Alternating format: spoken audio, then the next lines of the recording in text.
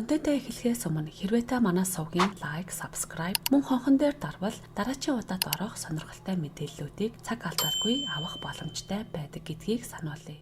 Тайлагдашгүй бүхэнд шимтэгч Далд ертөнд сувг. Өмнөх дугаараараа бид тэр хүн таны талаар бодож буй гэлтгэх 7 шинж тэмдгийг шинжлэх ухааны судалгаан дээр үндэслэн тайлбарласан бол энэ удаагийн дугаартаа жинхэнэ хайртай учрахын өмнө орчлон ертөнцөөс бидэнд илгээдэг 9 дохионы талаар дэлгэрэнгүй тайлбарлах болно. Өмнө нь чамд удахгүй жинхэнэ хайртайгаа учрах юм шиг эсвэл ямар нэгэн гайхалтай хүнтэй уулзах гээд ч байгаа юм шиг ийм төрлийн мэдрэмжүүд төрж байсан уу? Тэгвэл эдгээр мэдрэмж нь зүгээр ч нэг төрдөггүй бөгөөд хорвоо ертөнцөөс удахгүй амьдралд чинь чухал хүн гарч ирэх гэж байгааг сануулж дохио илгээдэг байна. Өнөөдөр бүгдээрээ бидэнд ирдэг тэдгээр нууцлаг 9 дохиог хэрхэн анзаарч мэддэг болох ямар дохио ирдэг талаар сүнслэг үзэгдэл болон хувь тавилангийн учрлын талаар нарийн судалсан зөнч эрдэмтэн Долорес Канноны судалгаан дээр үндэслэн тайлбарлах болно. Эдгээр дохиог ойлгож сурна гэдэг бол өөрийн амьдралын зам мөр, сүнслэг холбоог гүнзгий төвшөнд мэдрэх чухал алхам юм. Хэрвээ та одоо тайлбарлах 9 дохионы аль нэгийг жинхэнэ хайр эсвэл заяаны хантайгаа учрахаасаа өмнө мэдэрч байсан бол сэтгэгдэл хэсэгт өөрийн түүхээ бидэнд хуваалцаж үлдээгээрэй. Ингээд жинхэнэ хайртай учрахын өмнө орчлон ертөнцөөс бидэнд илгээдэг 9 дохиог дэлгэрэнгүй задлж үзье. Нэгдүгээр дохио буюу санаангүй дахин тааралдах. ертөнц чамайг хэн нэгэнтэй учруулахыг илтгэх эхний дохио бол санаандгүй байдлаар дахин тааралдах явдал юм. Эхэндээ ийм учрлууд зүгээр л тохиолдлын санамсаргүй мэт санагдаж боловч анзаарч харвал илүү гүн сүнслэг утга агуулсан дохио байдаг. Судлаач Долорес Канноны үзэж байгаагаар ийм учрлууд бол зүгээр нэг давхцал биш, харин сүнсний аяллаа нэг хэсэг болох урьдчилан төлөвлөгдсөн уулзалтууд гин. Хүний өнгөрсөн амьдралын дурсамж ба сүнсний хөгжлийн судалгаагаар ийм тохиолдол мэт учрлууд нь ертөнц чиний амьдралд төлөвлөсөн томоохон төлөвлөгөөний нэг хэсэг бөгөөд биднийг тэр зүг рүү хөтөлж буйг илтгэдэг гин. Энэ өнцгөөс харвал жирийн мэд санагдах учрлууд ч үнэндээ хувь тавилангаар бичигдсэн утга төгөлдөр мөчүүд байж болох ажээ. Канон олон жилийн судалгаанда ийм санаандгүй давтцлаар дамжуулан учирсан тоомшгүй хүмүүсийн бодит жишээг тэмдэглэсэн байдаг. Эдгээр бодит жишээнүүдийн дийлэнх нь насан туршийн хайраа олсон байдаг бол зарим нь амьдралын найзаа олсон эсвэл сүнслэг холбоогоороо хэн нэгэнтэй холбогдсон харилцаанууд байсан гин. Жишээлбэл өөр улс орнуудаар аялаж явахдаа олон ч удаа санаандгүй тааралцсан хоёр хүний энэ онцгой тохиолдлууд болон мэдрэмжүүдийг гүнзгий судлаад үзэхэд тэдний сэтгэлийн гүн холбоо нь эдгээр учрлуудыг бий болгож байсан бөгөөд санамсаргүй тохиол бус хувь тавилангийн учрал байх магадaltaйг судалгаагаараа гаргаж ирсэн байна.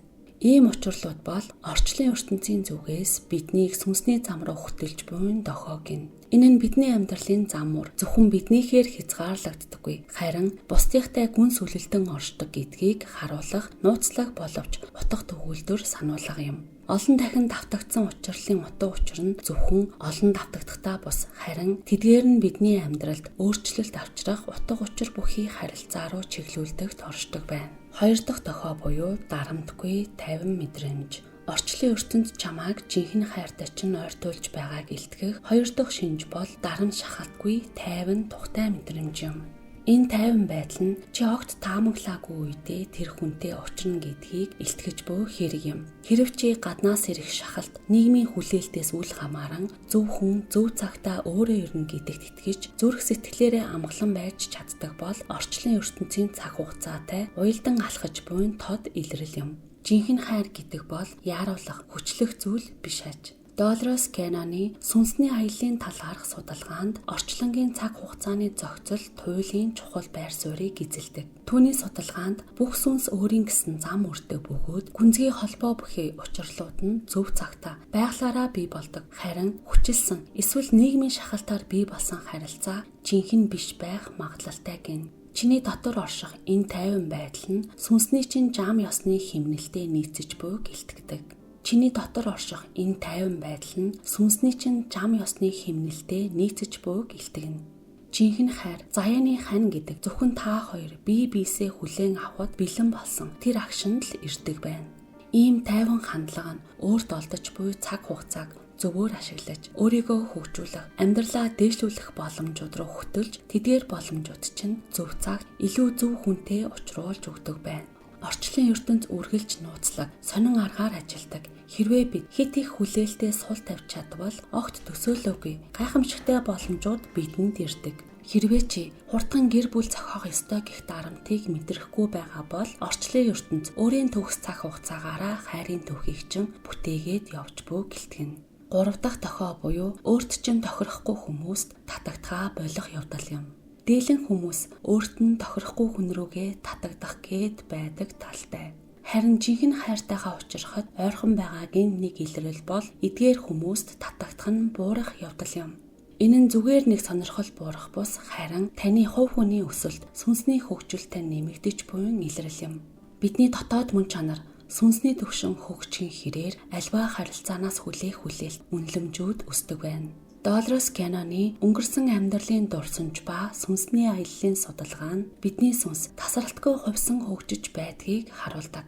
Энэ сүнслэг замналын явцад бидний дотоод мэдрэмж, хайрын талаарх ойлголт улам нарийсаж, жинхэнэ холбоонд ямар чанарууд чухал вэ гэдгийг ухаарч эхэлдэг байна. Үүний үр дүнд сэтгэл зүрх маань аяанда сүнсний зам мөртөө нийцэхгүй, хий хоосон, зориггүй харилцаанаас холдож эхэлдэг гин. Энэ бол хүчлэл биш, харин сүнсний өөрөө танин мэдэх, ялган салгах чадварын илрэл юм. Өөрөөр хэлбэл бидний дотор хүн чиний сүнсний төвшөнд хүрэх, төлөвшөлт чинь нийцэх хүнтэй чамайг уулзруулахыг зорж буй хэрэг юм. Харилцаанд хандах энэхүү ялган таних чадвар нь зүгээр нэг сонголт хийх чадвар бус сүнслэг өсөлтийн тод илрэл юм. Каноны хэлснээр хөгжиж буй сүнс нь зүн совингоороо зөвхөн сэтгэл ханамжтай харилцаа төдийгүй сүнслэг байдлаар дэмжих харилцааг илэрхийлдэг гэжээ. Энэ нь гадна төрх эсвэл төр зургийн сэтгэл татам байдал татагдах зэрэг харилцаанд сонирхол буурах эсвэл сүнслэг өсөлтөнд чинь огт нөлөө үзүүлдэггүй, дэмждэггүй холбооноос өөрийн мэдээлгүй зайгаа авах байдлаар илэрдэг байна. Ийм нөхцөлд тохирохгүй харилцаанд сонирхолгүй болох мэдрэмж бол сөрөг зүйл биш, харин ч эерэг ухаалаг зүйл юм. Энэ тохиол бол дотоод ертөнцтэйгөө илүү гүнзгий холбоо тогтоох, сүнсний жинхэнэ зам өрөө ойлгохыг сануулж буй дуу хоолой юм. 4-р тохиол буюу давтамжтай давтцлууд. Сүнсний ертөнцийг судлахдаа Долорес Канон синхрончлол буюу утгатай давхцлыг онцлон тайлбарлаж, эдгээрийг орчлонгийн санаатайгаар бүтээсэн утга төгөлдөр давхцлууд хэмээн үзсэн байдаг. Эдгээр давхцлууд нь энгийн тохиолдол биш, харин тодорхой зорилготой гүн утга бүхий тохио бөгөөд ихэнхдээ орчлон чамтай харилцаж буй нэг хэлбэр байдаг ажээ. Жишээ нь ямар нэг тоо болон нэр эсвэл бэлэг тэмдэг чамд дахин харагдах эсвэл аль нэг газар, аль нэг хүний мэдээлэл байнга давтагдан гарч ирж болно. Эдгээр нь зүгээр нэг тохиолдол биш бөгөөд харин ч эсэргээрээ сүнсний зам дах чухал утга учиртай зүйлд анхаарлаа хандуулахыг, орчлон чамд сануулахыг хичээж буй тохио юм. Жишээлбэл чиний амьдралд чухал байр суурь эзлэх хүнтэй танилцсан газрынхаа нэрийг өмнө нь чи байнга сонсож хардаг байснаа гинэд анзаарах. Эсвэл онцгой сэтгэл хөдлөлгөөн мэдрэмжийг санагдуулах аялгау байнга сонсож тэр дунд тухайн хүнтэй холбоотой чухал мөчүүдэд сонсогддог байж болно. Каноны хэлснээр ийм давтамжтай давхцлууд нь бидний сүнсний замтай уялдсан байдаг бөгөөд бидэнд зөв чиглэл, холбоо тогтоох учрлын талаар үл үзэгдэх тохиог өгдөг байна. 5 дахь тохио буюу анхны уулзалтаас төрөх гүн холбоо. 5 дахь тохио бол анх хараад л танил мэт мэдрэх мэдрэмж юм. Энэ нь гайхмаар сэтгэл дотн мэдрэмжээр илэрдэг. Яг л тухайн хүнийг хэдийн таньдаг байсан мэт мэдрэмж. Энэ мэдрэмж нь зүгээр л гадаа төрхөнд татагдах эсвэл үзэл бодол нийлхээс хамаагүй гүн мэдрэмж юм. Харах төдийдл доторчин ямар нэг зүйл сэргэж энэ хүнтэй ямар нэгэн холбоотой гих зүн совин төрдөг. Ийм танил мэт мэдрэмж бол орчлон ертөнцийн зүгээс сүнслэг төвшний гүн холбоо байгаа гэлтэгдэг чухал тохио юм. Каноны үзлээр хэрвээ чи хэн нэгэнтэй анхны уулзалтаараа л гүн гүнзгий тайлбарлахын аргагүй холбоог мэдэрч байвал энэ нь өнгөрсөн амьдралын дурсамж сэрж буй нэг хэлбэр байж болзошгүй гин. Түүний судалгаанд сүнснүүд олон амьдралаар дамжин аялдаг бөгөөд өмнөх амьдрал танил байсан сүнстэйгээ дахин уулзрах үед сэтгэл дулаахан танил тайван мэдрэмж төрдөг гэжээ. Жишээлбэл анх удаа уулзаж буй хоёр хүн яг л олон жилийн турш нэгнээ мэддэг мэт дотн мэдрэмжийг харилцан мэдэрдэг байна.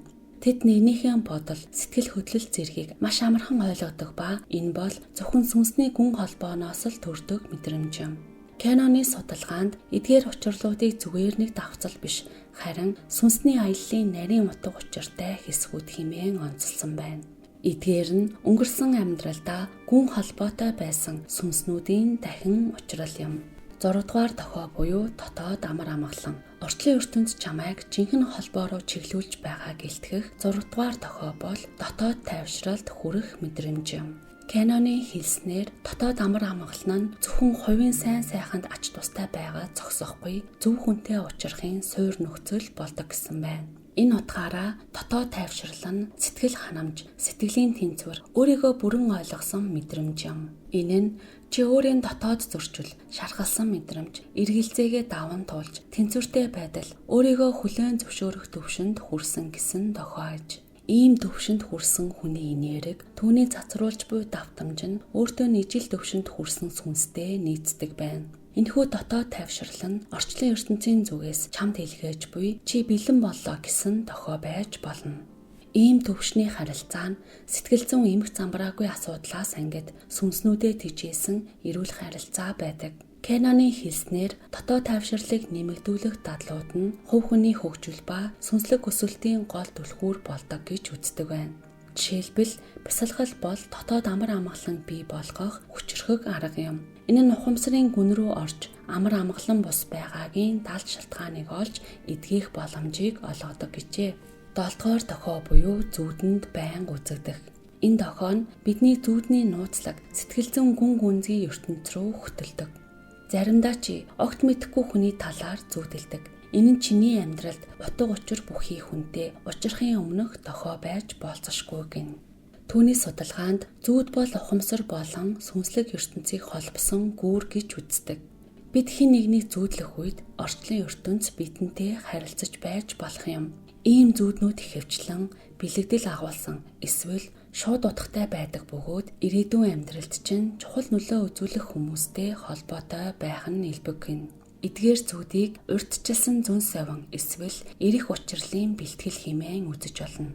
Кэноны судалгаанд олон хүн бодит амьдрал дээр танихгүй хүнтэй уулзахаасаа өмнө тэр хүнийг зүүдэндээ маш тод дүрслэлтэйгээр харсан тухай өгүүлдэг. Жишээлбэл танихгүй мөртлөө содон дөрөхтэй хүнийг зүүдэлж тухайн зүүдэнд маш хүчтэй холбоог мэдэрсэн байдаг. Харин дараа нь бодит амьдрал дээр яг тэр төрхтэй хүнтэйгээ уулзрах танил мэт мэдрэмж төрж зүүд бол тэр уулзалтын өмнөх бэлтгэл байсан мэт санагддаг. Ийм төрлийн зүүдийг орчлон ертөнцийн зүгээс чиний сүнсийг өөр нэг сүнстэй учруулах гэж буй дохио гэж хүлээн авч болох юм. Зарим энэ төрлийн зүүд нь харилцааны мөн чанар, тэр хүний чамд өгөх сургамж, сүнсний өсөлтийн талаар даалд ойлголт, мэдрэмж өгч болдог байна. 8 дугаар дохио буюу өнгөрснөө явуулах. Орчлон ертөнц чамайг жинхэнэ хайртайгаа уулзрахад бэлдэж буй гэлтгэх 8 дахь дохио бол өнгөрсөнтэйгөө эвлэрч доод ачаагаа сул тавих гэх хувь хүний чухал алхам юм. Энэ нь өөрт чинь хэрэггүй болсон бүх зүйлсийг хаж дотроосоо чөлөөлөгдөх тухай ойлголт юм. Үүнд үн цэнэгүй хуучин хайр дурлалын харилцаа, хор хөнөөлтэй зуршлууд, хортой гэр бүл, найз нөхдийн холбоо, дургүй ажил зэрэгч багтдаг байна. Долорес Кэнон сүнслэг хөгжлийн төлөө өнгөрсөн шарх саад бэрхшээлийг тавьж явуулах нь зайлшгүй чухал зүйл хэмээн олонтоо хэлсэн байдаг. Хэрвээ чи өнгөрсөн сөрөг зүйлс шийдэгдээгүй асуудлуудаа хүлэгдсэн хിവэр байвал ирээдүйн замчин бүтгэрч орчлонгийн гаргаж өгсөн зам мөрийг танихад хүндрэлтэй болдог гин. Эдгээр ачаанууд нь сүнсний чинь жинхэнэ зорилго, шинэ учрал болоод өөрчлөлтөөс хойш нь татдаг байна. Харин ийм зүйлсийг сул тавина гэдэг нь дотоод өөрчлөлтийн хүчтэй илрэл юм. Энэ нь зөвхөн эдгэрч байгааг бус бас сүнсний замтайгаа улам нийцэж байгааг илтгэнэ. Энэхүү чөлөөлөх үйл явцад чи өөрийн энергийг өөрчилж, жинхэнэ чам зориулагдсан зүйлсийг татах төвшөнд хүрдэг. Үүнд мэдээж жинхэнэ хайрч багтана. Гомдол тээлгүй, үс санаалгүйгээр өнгөрснөө тавьж явуулах нь хувь хүний өсөлт, дотоод төлөвшлийн хамгийн том илрэл юм. Энэ нь амьдралынхаа дараагийн шат руу ороход бэлэн болж буйг илтгэдэг байна. Энэ цэвэрлэгээний үйл явц нь ихэнхдээ жинхэнэ өөртөө чинь нийцэх, амьдралаа хамт дуулах хүнтэй учрахын өмнөх шат үе болдог гин. 9 дэх тохио буюу өмнөх танил. Сүүлчийн тохио болох өмнөх танил нь өнгөрснөөс хэн нэгэнтэй дахин уулзах сонирхолтой ойлголтыг тайлбарладаг. Энэ санаа нь Долорес Кенноны Бурхны цаг хугацаа ба сүнсний гэрээ хэмээх сургаалтай гүн уялдаатай. Бидний амьдрал дээд түвшний төлөвлөгөөгөөр удирдуулдаг бөгөөд тохиолдсон бүхэн тэр дундаа дахин уулзрал бүхэн сүнсний аяллаа томоохон зоригтой байдаг гин. Энэ дохооны мөн чанар бол зөв хүн, зөв цаг үед гих ойлголт юм. Өнгөрсөн танил байсан хүмүүс сүнсний хувьд бэлэн болсон үедээ нэгнийхээ амьдралд дахин гарч ирвэл гүнзгий утга төгөлдөр холбоо үүсэх боломжийг авчирдаг байна. Эдгээр хүмүүс нь өмнө нь ердөөл танил, эсвэл найзууд, бүр хуучин хосууд байсан хүмүүс ч байж болно. Гэхдээ тухайн цаг хугацаа сүнсний химнэлтэд нийцэх үед тэдний хоорондын харилцаа шин төвшөнд шилждэг байна. Кенноны судалгаанд ийм дахин уулзралын тухай олон жишээ байдгаас нэгийг нь дурдвал залуу насндаа хэсэгхэн зур уулзаж байсан хоёр хүмүүс олон жил өөрсдийн замналаар амьдралаа туулж сүнслэг өсөлт, хувь хүний хөгжлийн өөрчлөлт хийсний дараагаар дахин уулзалцсан бөгөөд энэ удаагийн тэдний уулзалт хүчтэй гүн гүнзгий холбоог үүсгэсэн байна. Тэдний анхны уулзалт орчлон ертөнцийн зүгээс нэгэн үрийг суулгасан мэт байсан бөгөөд тэр өөр нь зөв цагтаа зөв нөхцөлд бүрэн боловсрч цэцгэлжээ. Өөр нэгэн жишээг дурдвал өөрөөр амьдралын туршид дахин учирч байсан хоёр хүн юм. Амьдрал бүрт харилцаа нь өөрөөр хөгжиж сүнслэг өсөлтийн дагуу гүнзгийрч байсан байна. Одоогийн амьдралдаа тэд дахин уулзах үед эртний танил мэт мэдрэмж хүчтэй холбоо мэдрэгдэж өмнөх амьдралынхан дурсамж үргэлжлэл байсныг нь ухааруулдаг.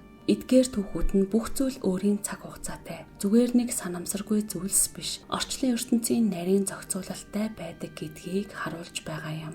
Заримдаа орчлон ертөнц сүнсний гүн холбоог үүсгэхийн тулд бидний амьдрал хэн нэгнийг зөв цагт нь буцаан авчирдаг байна. Эдгээр 9 тохио бол зүгээр нэг давхцал бус, харин бидний сүнсний замнал юм. Тэдгээр нь чамайг жинхэнэ хайр, сүнслэг зориг бүхий харилцаа руу удирдан чиглүүлж байдаг гэдгийг харуулж байгаа юм. Судлаач Долорес Кенноны хэлснээр бид бүгдээрээ нарийн зохицол бүхий ертөнцөд бие биетэйгээ сүлжилтэн оршдог бөгөөд таны амьдрал тохиох зүйлсийг нарийн анзаарвал орчлон ертөнц бидэнтэй харилцаж таныг жинхэнэ хайр, сүнслэг хөгжил, гэгэрлийн зөв рүү тань чиглүүлж байдаг гэжээ. Энэ хүртэл бидний бэлтгэсэн контентыг сонссон танд баярлалаа. Бидний дараагийн дугаар үүнээс ч илүү сонирхолтой байх болохоор та сувгаа дагаагүй байгаа бол яг одоо subscribe товчон дээр дарж биднийг дэмжээрэй. Тайлагдчихгүй бүхэнд шимтгч далд ертөнд сувг.